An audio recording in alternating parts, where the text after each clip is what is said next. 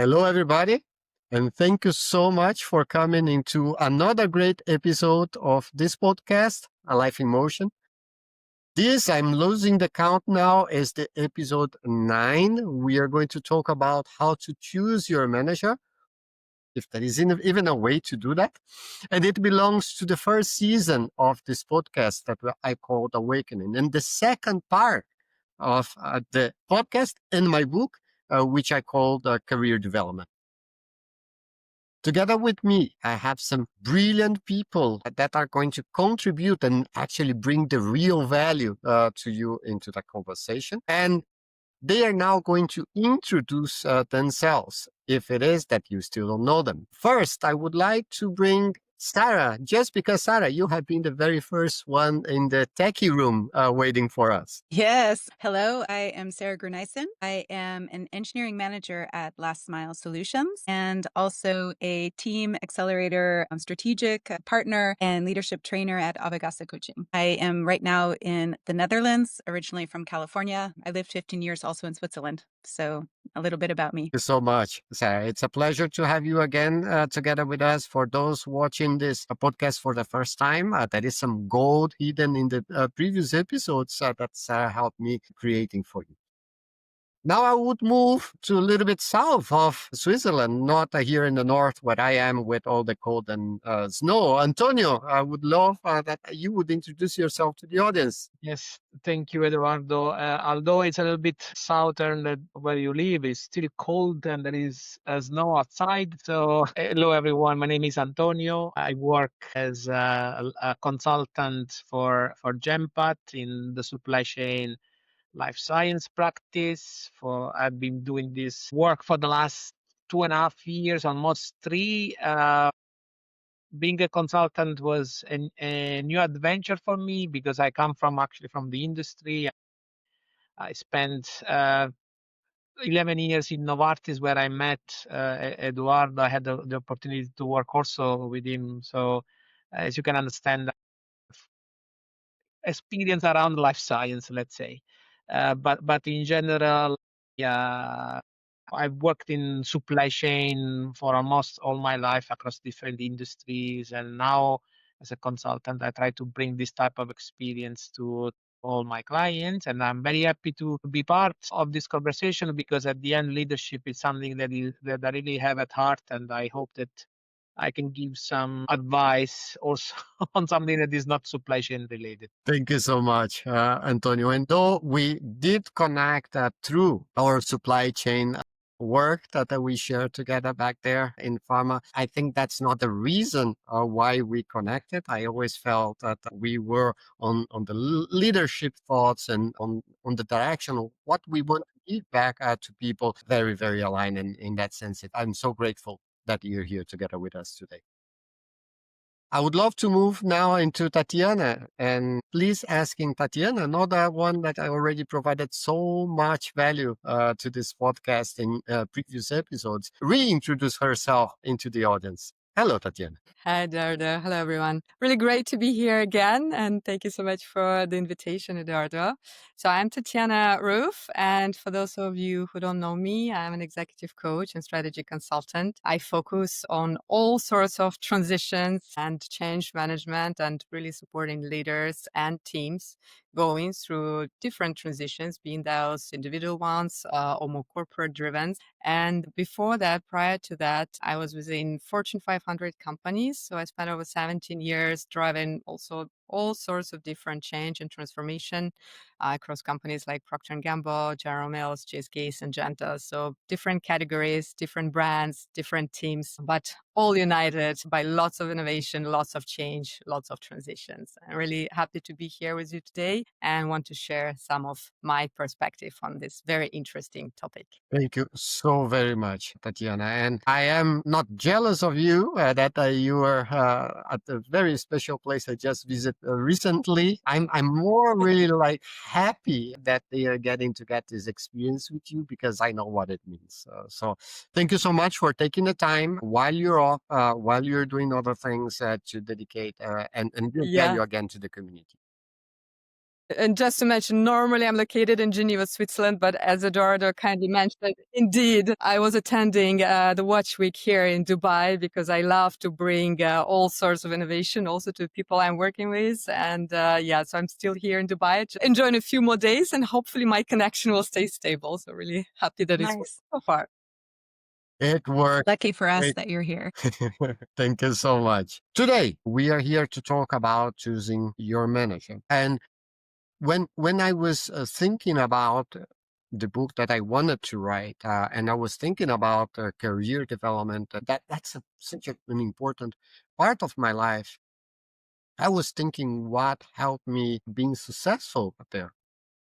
What were some of the key elements, enablers, I would call, that really allowed me to move forward? And the one common thread that I can see, especially one that maybe a little bit less, or so I thought, on myself, were my managers. So whenever I had managers that were, I would call it, in the right place to help me while I was helping them, things moved so much faster for all of us in terms of delivery for the teams, for the company, but then also personal development, professional development, things that happened in my life that I can only explain by the universe, and the universe bringing these right people at the right time into my life. When I was digressing about all of that, I thought, okay, but how much of these experiences had an influence from myself? And that's where I started writing about choosing your manager, because I have noticed that through my existence in corporate and in consultancy, there had been times where I have chosen not to work with that manager. And that had repercussions. Sometimes it meant that I had to change jobs. Sometimes it meant that a conversation was required, and so on and so forth. So I felt, again, as I was thinking of it and writing about it, that choosing my manager every single time made a difference to getting to the places where I wished I wanted to get. Now, this is just the way I thought about it. Right now, I would love to bring back my wonderful panelists to talk a little bit about their own experiences whenever there is such a thing as choosing your manager, and how, if at all, you did that in your life. I would maybe start with the boys, just to say that I'm not biased with ladies first or anything like that. So, Antonio, would you be so kind as to share with us what does it mean for you choosing your manager? I think what you are mentioning is very, very relevant, perhaps the most relevant thing in my career. I changed company a few times. I think I lost the count, I think 4 or 5 times now, changed the industry. And I would say 90% of the time was because of management. So it's true what they say, that you don't leave the company, you leave the management. And when I had the bad manager, I or felt no other way than moving out. So when you and we had this conversation when you said like, hey, can you choose your manager? At the start, I would say, well, not really. At the end, they choose you, but actually not. You can actually choose your manager, and if you do it on time, perhaps you avoid yourself a lot of pain down the line, because I think managers influence your career more than the company does, because a good manager can accelerate your growth, can protect you, can create a lot of opportunities. A bad manager can actually create anxiety, frustration, can stall your progress. So I hope that today we can give people some hints about how to avoid perhaps the mistakes that I made by accepting, for example, to work for managers that I did not like, because it did not save me from moving away anyway. So I also would like to hear from Sarah and Tatiana what is their experience about this topic, honestly. I love that you added that not making a decision led anyways to the place where you feared the most, or you had most concerns at first. And as an invitation for the audience, of course, everybody to check on Antonio's profile and see how professionally successful he is, which means that just trust it, right? Trust those decisions. They take us to a very. Thank you so much, Antonio, for your thoughts. And I would then drive it to Tatiana, maybe inspired by the visit in Dubai and all that you're seeing around you, maybe inspired by different culture and different professional relationships. I remember that we were discussing about this question on our chat, preparing for this conversation. If you don't mind, I would love you to bring those thoughts and that conversation up and start from there a little bit of a discussion.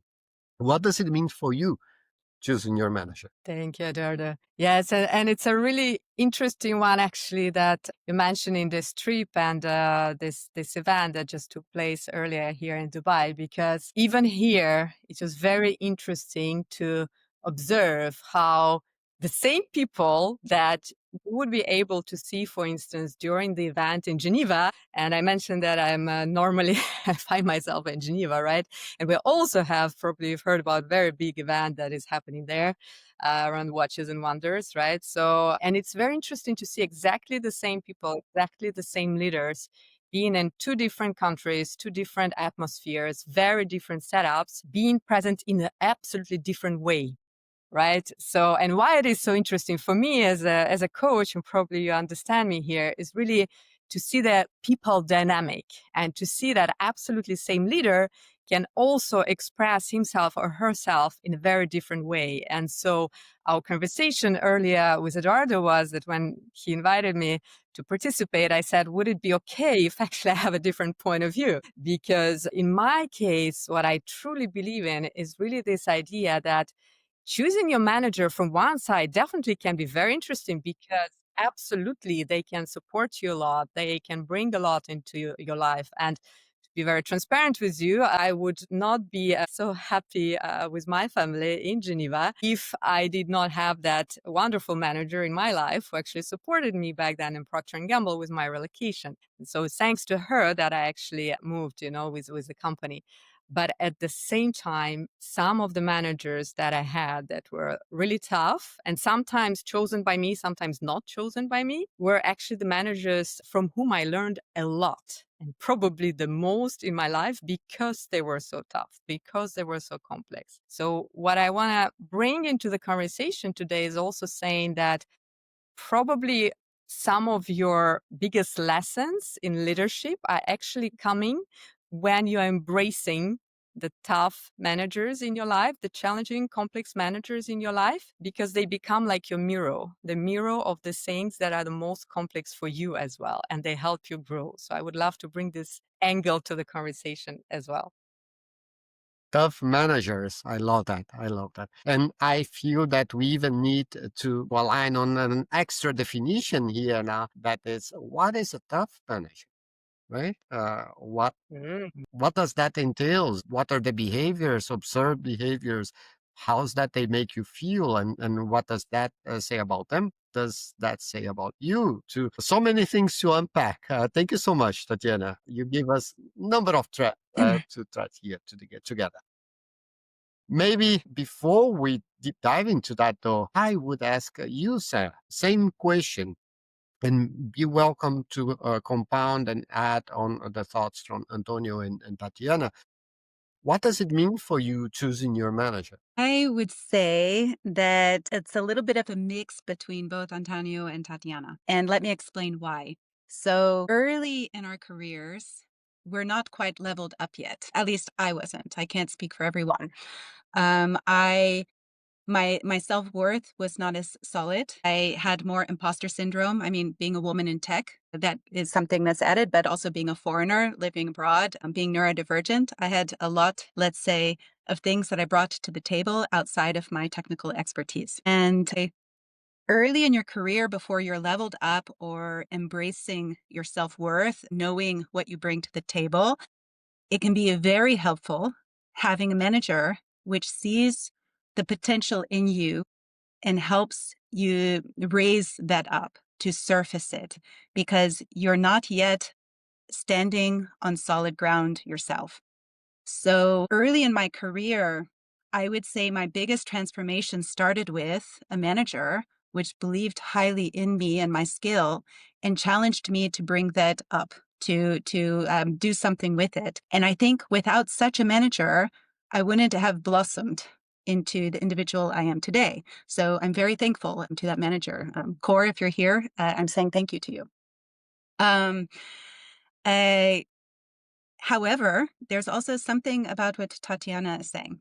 So as we level up in our grounding, in our knowing of our core, the dragons we live with, and we move from a more reactive way of living to a more responding way of living, and we know our core needs and our values, we also can start to be self-advocates to our own needs, and we can start having different kinds of conversations. So when I was young, if you imagine, I didn't even know what I needed to thrive. So the conversations were usually in places of defenses or reactions because of early traumas, or perhaps being overstimulated and not understanding what was going on there, not being able to self-regulate, because I wasn't yet solid in the individual that I could potentially be. Now that I am leveled up and I'm knowing really what I need to thrive, I'm not only, let's say, dependent on I call it in my leadership training program, a Maslow helper to help me, let's say, stabilize, but I can self-advocate for my needs.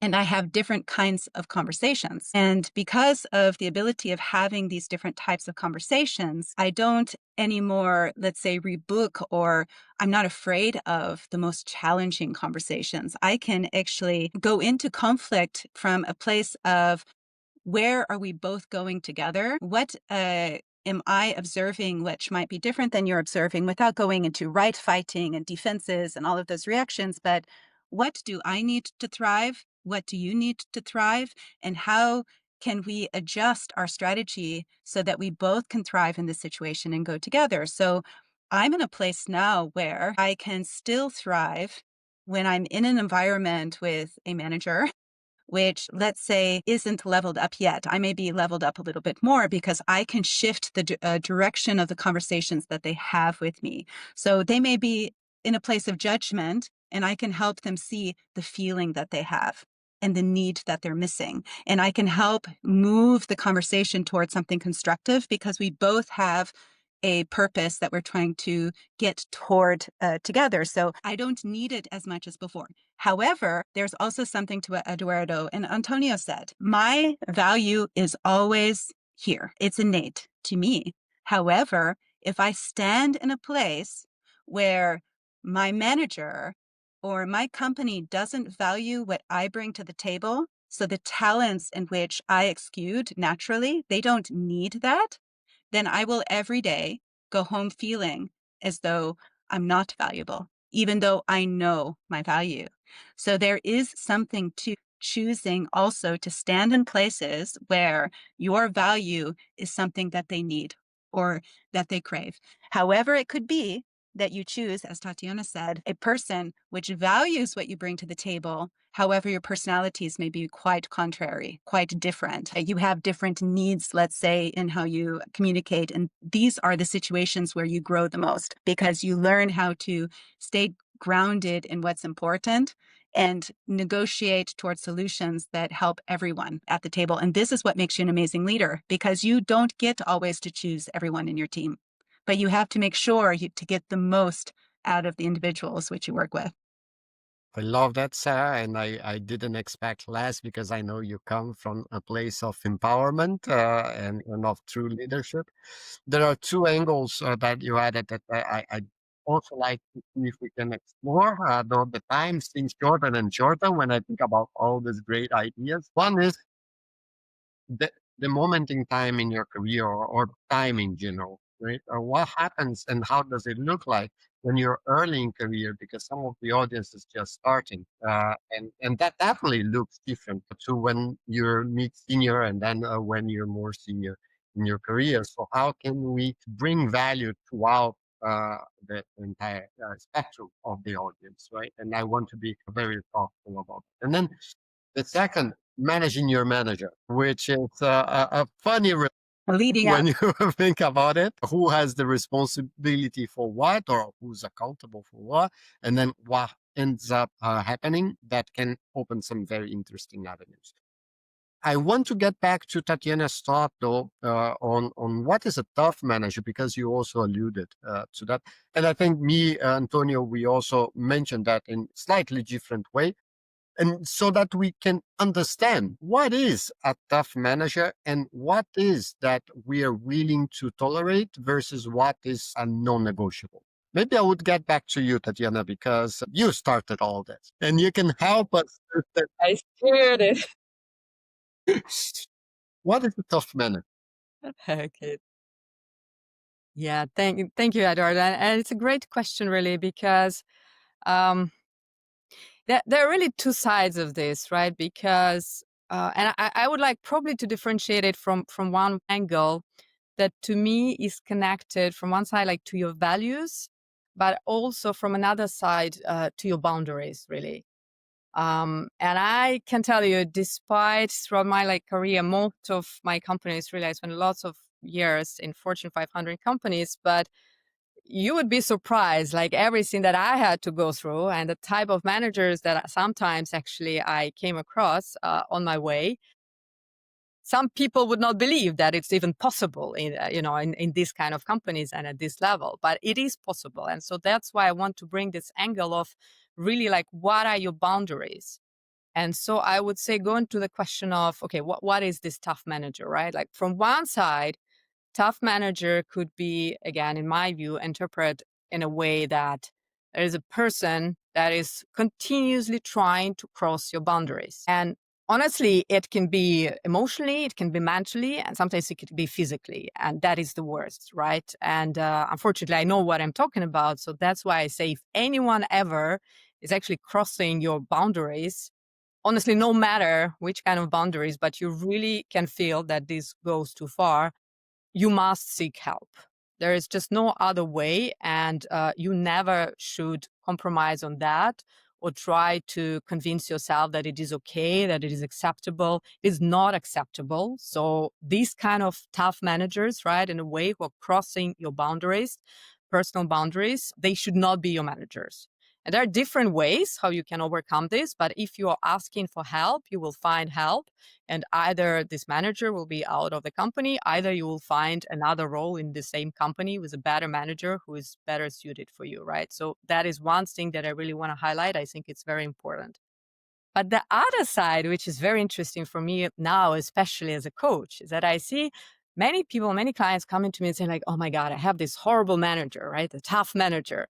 And I'm like, okay, tell me more. Our favorite question in coaching, tell me more. And that what we actually unpacked is the fact that people start talking to you about things that trigger them. And when you listen to it, you're like, well, there is nothing really that tough about this person, you might think, right? If there was someone else, probably for that someone else, that would be totally normal.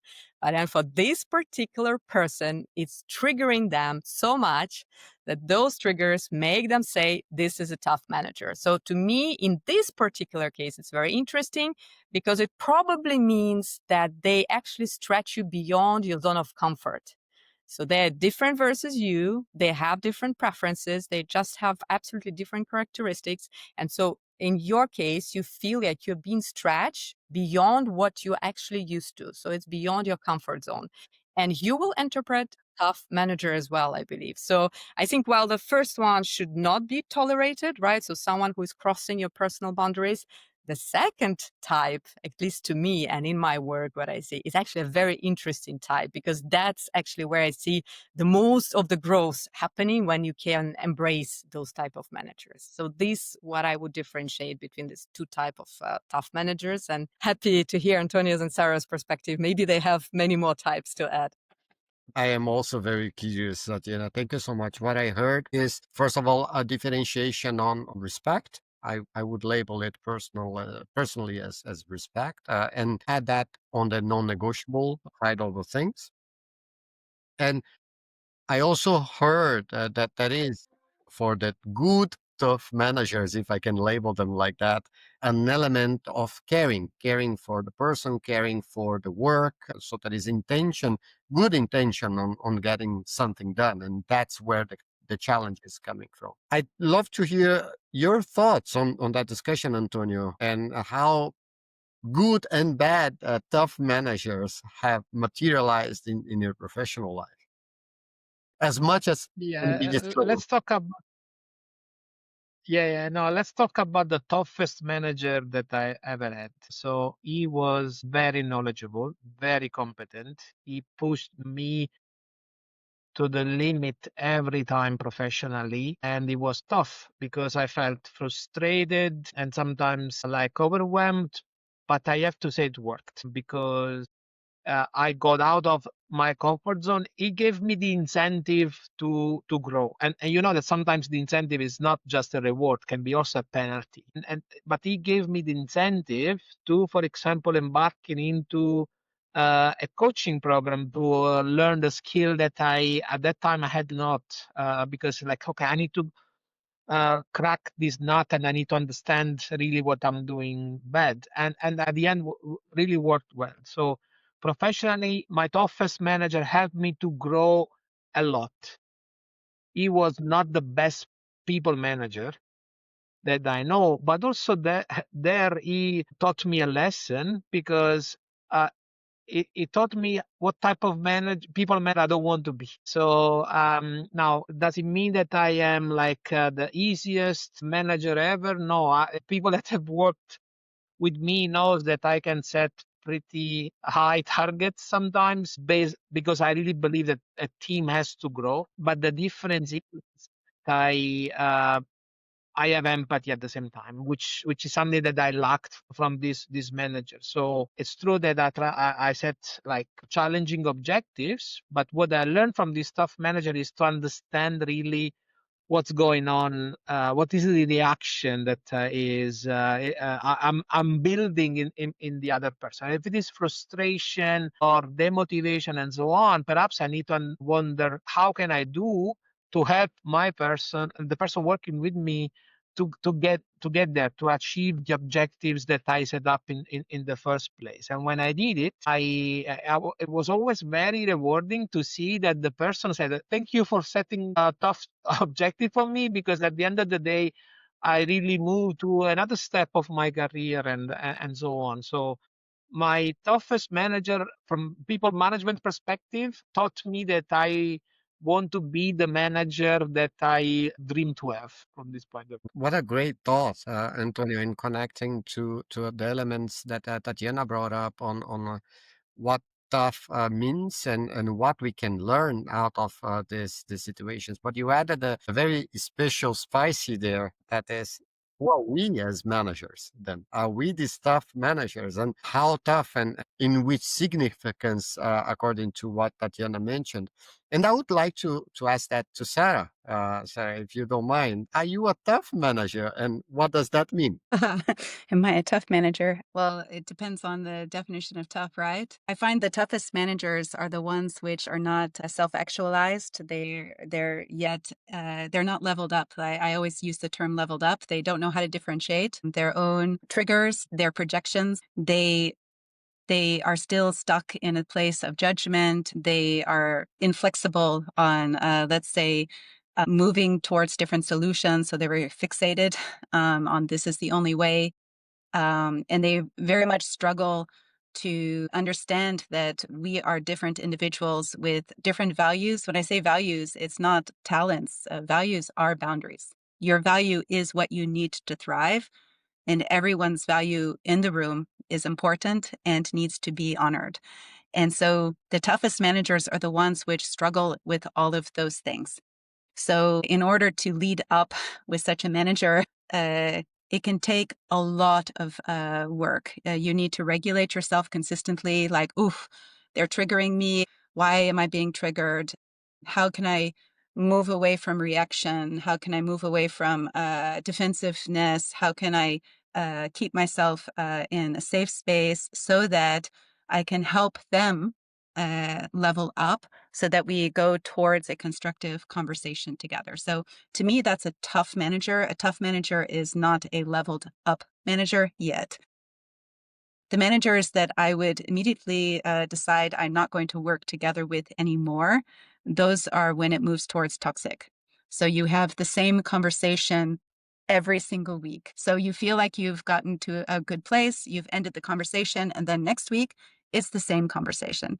And then next week it's the same conversation. This is typically somebody that has a toxic, let's say, unbreaking pattern that's going on there. Those ones I choose, okay, I'm not going to waste my energy on this. Now you asked me, am I a tough manager? Probably early in my career, yes. Because early in my career, I mean, the first time I led the team was back in 2008. So that's some years ago. And in that time in my life, I mean, I'm a reformer by personality. So purpose is very important. But I was not yet leveled up. So I imagine I have life traumas. I have neurodivergence at play here. I have culture differences. Purpose was always important, but I didn't understand the difference between my purpose and someone else may have a different purpose. And maybe I was also unable to fully differentiate myself from other people. So I would project, I would assume that, oh, because this person is silent, it might be because of the same reason I would be silent, or because this is what I would need in this situation, that's what they would need in that situation. So I was tough, yes. Am I tough now? I don't like to think I am.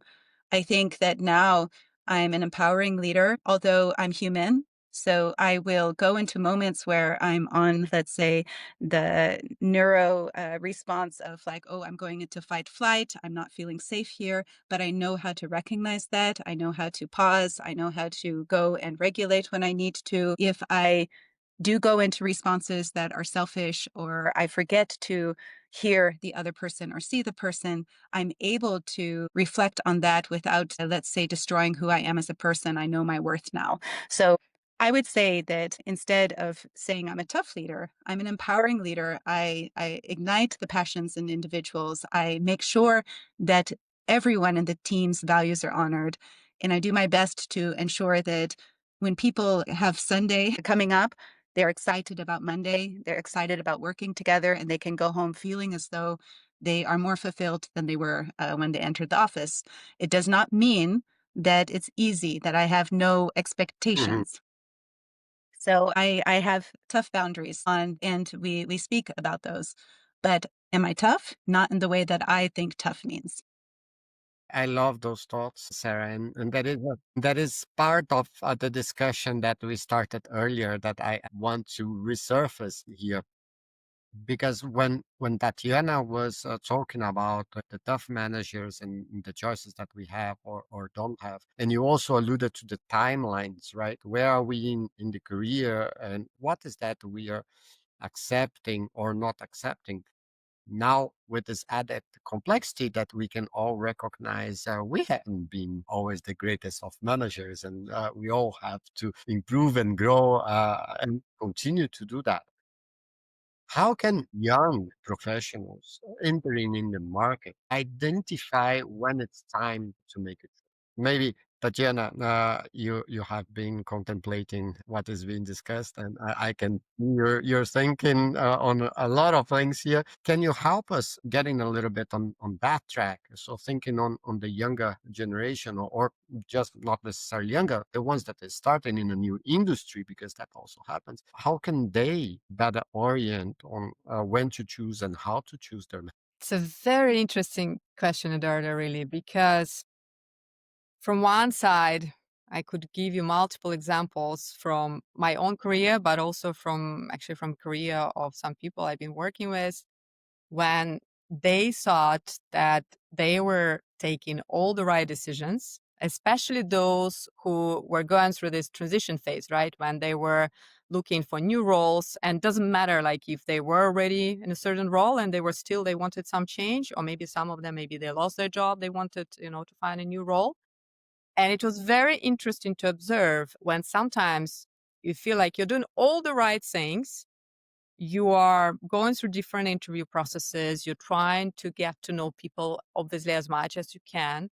But from one side, what can happen is that person and how the person shows up in those interviews shows up in a very particular way that can be very different versus like daily work life, especially I can tell you when the company is going through lots of change, lots of transformation, everything that we see these days. Very often those same people who could be a bit more relaxed maybe during an interview process, all of a sudden when their stress levels go up, they would not react at all in the same way, and they would not be the same manager to you anymore. So you would feel like, oh my God, like, why didn't I notice this? But there was no way for you to know how this person will react on a daily basis under stress. So you can't blame yourself for that, right? So, and also another part of it is that I've observed is when people were thinking, oh my God, it's beautiful, it's amazing manager. They were joining the company, and sometimes they even knew that person. So they would move to another company because of that person. And all of a sudden, life happens. And this person either is getting pregnant, either is getting relocated to another country, either is saying, oh, you know what, by the way, I got an amazing package somewhere else. I can't say no. I just can't say no. And all of a sudden, someone who left, and really went to that manager, all of a sudden that manager is not there anymore, right? And I can tell you, I saw this over and over again, and I lived through that myself. And therefore, to me, the question becomes, how much do you want to be having this feeling that you're in control? Like you really control that choice and you're like, okay, I'm controlling it. I'm just like, grabbing it and like, I'm choosing my manager versus how much in this life actually the life is choosing certain things for you, right? Because sometimes even when you choose, it might happen that actually something else will happen. And will you be ready for that, right? That is also my question to you. So going back to this idea of like, okay, so if I'm going into a new company or if I'm a young professional, I'm looking for my next manager, my next role. So what do I do? How do I even set up these criteria, right? To me, is probably still trying to step back a bit and not just looking at one person, just one manager, because to me it's still very important, like what is that company you are joining? How does the culture, the values of the company actually look like, right? What happens if that person is leaving? Would you still be happy with this company overall? What is their mission? Like, are you aligned? Do you really want to feel like you're part of that company, right? So maybe just trying to step back a bit and not just getting locked like into one person choice. That would probably be my recommendation. So like having some sort of helicopter view in your choice as you're transitioning, being that to a new category, new company, just looking for your first roles in your career, really like trying to understand a bit of who you are, like what your values are at the point where you stand right now. What would you really love to drive? What is that sort of mission you would love to join now? And if that aligns, well, that is great. Already that is a good start. And if you feel that match throughout those interviews that you're going through, okay, it's a good start. It can be a good start if you're really trying to pick this person, but just remember that it can all change overnight. So don't just join a certain role, a certain company just because of one person, because that can hurt and sometimes very badly, really. Yeah, I have a couple stories that align along with that. When I relocated to Switzerland, I had a great manager that was helping me with all of that, great leader. And then 3 months later, he announced that he was moving into a different role. So that what you told is not a tale; it's reality. And that is another story that I share in the book about a great manager. We worked together for almost 4 years, and he developed. He was growing into his own track. And it got to a point in the last year, we were still producing great results together. But he was a completely different person and I was a completely different person. And then there was no match anymore. And then it was time for me to make a decision about that. So that's also to be taken into consideration. You're absolutely right. And the network that you have within the company and within the industry, in the market, plays a huge role then on what these decisions are going to be, starting from what is the company, right? Who's the company? And I love that you provoke those questions. I saw that Antonio raised a hand, and I'm very curious to hear the comments, thoughts, and or questions on your side, Antonio, please. I really want to piggyback on what Tatiana said, because if I would like people in the audience to go home with something, right? And what she said really triggered few things. If I put myself in the shoes of someone who is considering a move, then perhaps we have two situations. I have to move into a new company and I want to understand if the manager is the right one, or perhaps I am already in the company and I'm thinking to move in another team or within the company. Tatiana said that you need to taste the ground, but at the same time try not to break things also, because you don't want to be too much direct. So it's true that we cannot choose our manager directly, but there are signals that we can choose, right? So for those that really want to change job, and that, I think there are signals that they can capture already during the interview, in my opinion. And those signals could be, for example, if the manager is using the word I rather than we. If it is more like I did this, I did that, rather than we did this and the team did that, I would say, like, be careful. And another thing is try to look for consistency within the speech. Try to understand if when the manager is asking you question, if there are things that are seems consistent, seems consistent to each other. But at the last minute, there is always like the manager say like, "Hey, do you have any question for me?" I would pick that opportunity to ask one question. For example, "Hey, give me an example of someone that you have to develop in the last 12 months," and check what the manager would say. Right. So, and I would not ask more than this question, because otherwise can feel a little bit more challenging. But this can be a question that can say a lot of things. For those that are actually thinking to move internally, parallel move, and so on, there are other signals that perhaps can be captured, perhaps by talking to people that work for this manager, and try to understand what type of, I would say, energy this person is creating in the team. And if there is some knowledge of some network that can be leveraged, I would really consider people before apply for job to understand how it is to work for this manager, and not to judge what they say, because every manager is like, "Oh, we can do this, we can be embossed, blah blah." But at the end of the day, it's more what they actually promote. So asking some questions to people in this team, like what type of values this person is really promoting, can be a signal, a very powerful signal to understand if you are moving into the right place under the right manager. I love those thoughts, Antonio, and I would extend to the degree that's possible to see the people in action, right? Because when we are thinking and saying things, we are living in one space. When we are actually doing and engaged, then emotions come through and everything else, and then to the point of Sarah, we get to see more who's leveling up or not yet there. I thought about a question that I learned to ask in interviews, and at first, I didn't like that question at all. It was, how can I make you, as my manager, successful?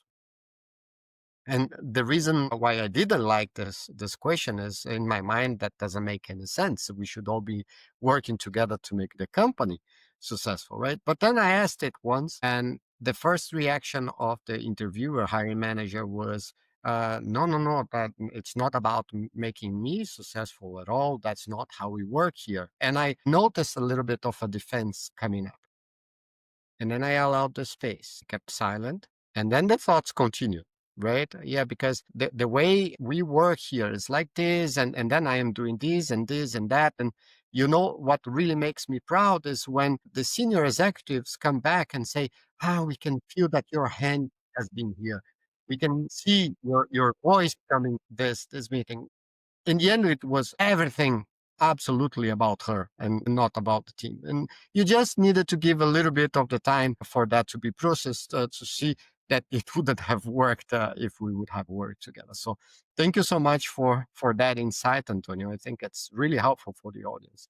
Tatiana, you raised your hand. I raised my hand just for a quick build because it really resonated with me, what Antonio has mentioned. Since we're all potentially also having here some LinkedIn audience, right? And some people who are actually using LinkedIn. I just wanted to mention that this tool should not be underestimated, because what I've observed also with people that I'm working with, that when they went to the profiles of the potential managers and they were just reading some feedback that previous team members gave for those people, very, very often, actually, what you would read there would come true. So if you really see many people saying how amazing, empathetic, human this person is, it's quite unlikely that all of a sudden you will meet like some dragon there.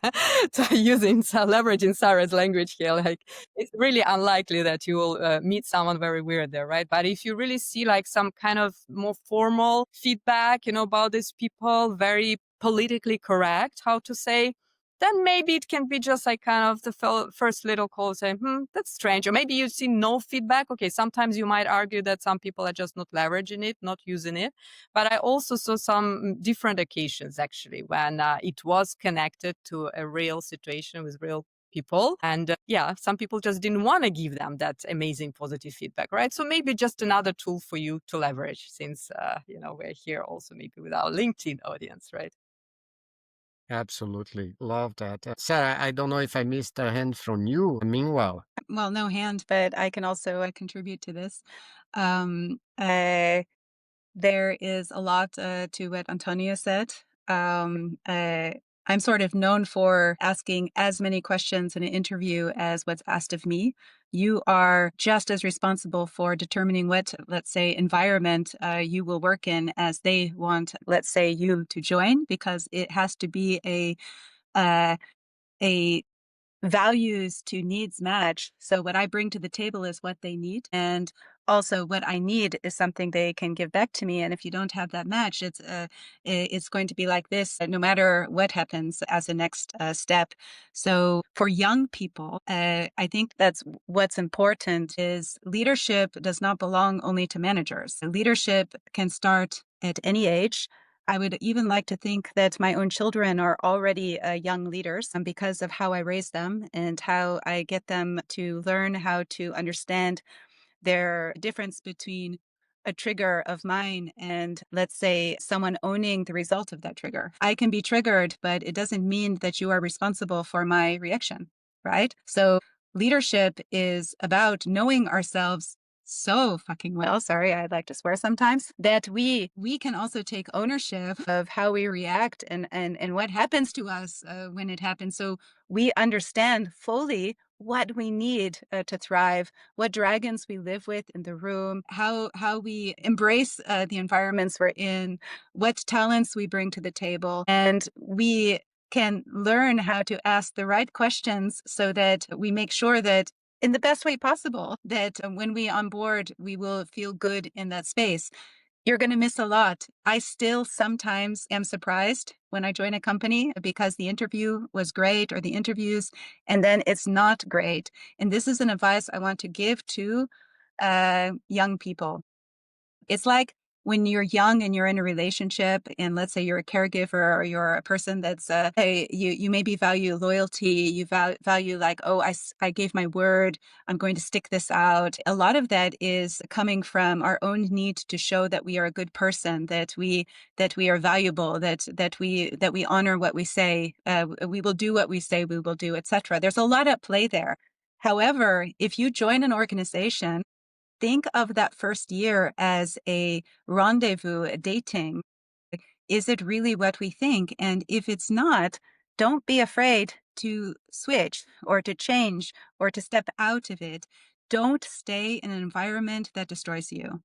Just like don't stay in a relationship that destroys you just because you said that you loved them in the first, let's say, 2 months, and then you realize that they're real assholes. You're not going to stay in that relationship. So What's important though, like I said, understand which part is you, what part of you can you level up, and which part is having that maybe toxic environment, or perhaps just a values to needs mismatch. It can be all kind of things. So no matter what age, I have seen very young people, even that have gone through my program, that go out self-actualized, confident, able to ask for what they need, able to pause and self-regulate when things come up. It doesn't matter what age. So be, let's say, kind to yourself and ask questions. It's a two-sided relationship.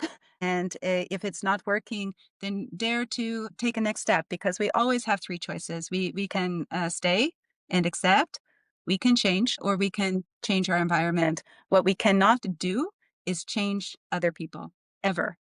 So go into, I don't know, every situation with this mindset. I love that, Sarah. Usually at the end, I ask people, what can you give back to the audience that's helpful for them to take immediate steps around the team that we are discussing? And you just did that so very clear, or so fucking clear, as you like to say. And it was, and it made me think, yes, that works for the young generation, for young talent, and that works for every single one of us as well. Because when I try to bring this together with what Tatiana and Antonio were saying, I can hear very loud and clear the aspect of taking accountability for our own lives. Nobody, daddy, mama, won't come to save us, to rescue us, to take by the hand and tell what we should do that would be the right thing. And even if they would be there, they wouldn't necessarily lead us to whatever is the right thing for us. So it makes no sense to me. Yeah. And as I said, a bad relationship doesn't mean you're a bad person. Exactly. It's just a bad match and you move on. And it's exactly the same in the workplace. I love the non-judgmental approach to making the decision. Maybe extending now to Tatiana and Antonio. So Tatiana, if what is it that you would be willing to give now to the audience in terms of concrete steps or tools or platforms that can help them then in this journey? Maybe of finding the right, good, tough managers and then living the experience through and pushing away the bad, tough managers. I would say, first of all, remember that leadership is not about control. It's about your choices, your daily choices that you will take, and you always can get your agency back to be able to take those choices for yourself. And that's why it is very important to step back before you actually go and decide what you want to do, how do you want to do, and try to understand yourself a bit better. Because after all of these choices, choices of manager, choices of your company, of your career, what do you do next, it all depends on who you are in this particular moment. And as we were discussing earlier, this can also change, and that is okay. So no matter at which stage of your career you are at right now, just remember that you have the right to change. You can be different. A bit of exploration, a bit of understanding, a bit of respect to your own self or who you truly are today can help you to actually go into this choice. And once this is done, just remind yourself that this is done now. That's already the choice that is already has been made, and that's okay as well, even if it didn't work out for whatever reason. Because after all, what does it mean it didn't work out? It just means that you learned something. You learned something about the person, about the company, about your own self, that maybe it's not acceptable. And so your next choice will be better. So my suggestion is really, instead of getting frozen and sitting there and thinking, oh my God, how do I choose this manager? And will it be the right choice? And do I move, or maybe I stay, or what do I do? And just getting paralyzed from that. Sometimes it's just about actually going into that decision boldly and then learning from it, no matter if it worked out or not. And I obviously wish you all that it works out in your life in one way or another. But whenever it doesn't, just remind yourself it's a great lesson. And I'm really happy that I learned that as well, so that I can grow. I love that, Tatiana, the commitment to the decisions that we make, right? Which also means not easily giving up on the first obstacle that comes in front. And in the element of time that help us understanding all that happened in the past. And unfortunately, we don't have that right now with us to say now what I'm doing is going to give me this kind of experience or leading me to this kind of. We are only going to get to know that when we get. So thank you so much for the inspiring thoughts, Antonio. What about you? What concrete steps would you suggest or give, or even platforms, tools you would suggest the audience to leverage in order to make good choices on their managers? I would tell people to take also responsibility for the situation where they are in a way. So I don't think it is necessarily a failure when you leave a company or a position because of a bad manager, but deciding to stay under a bad manager for me is a failure. So don't settle for the negative situation. Take some responsibility, look for something else, and as I said before, check out all the signals. And if you are interviewing for a new position, ask the odd question, right? If you're looking for an internal position, ask around, check really the value that the manager is promoting if you're interested into a certain role. Don't just look into the job spec and say, oh, I would love to do this job, because it might be not enough. So do a little bit of networking. The same way that you do networking to find a new position, continue to do networking also to understand what is the environment that this manager is creating. Perhaps this could be, it's a small investment, but it could give immense return and perhaps make you the happiest man or woman in the company, right? So if you are not happy with your manager, act upon and do change it. Thank you so much, Antonio. We hear loud and clear the aspect of personal accountability, and I couldn't stress how much happy I am with that, because that's where I believe things start.